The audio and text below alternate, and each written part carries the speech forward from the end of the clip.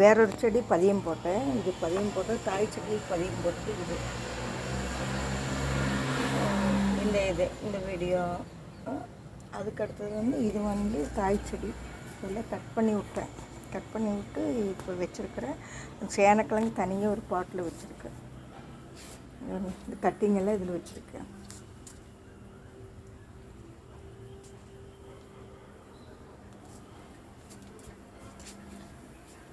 இது வந்து இது ஏற்கனவே மாற்றி வச்சுட்டேன். சிகப்பு பண்ணி ரோஸு அது ஏற்கனவே மாற்றி வச்சுட்டேன்.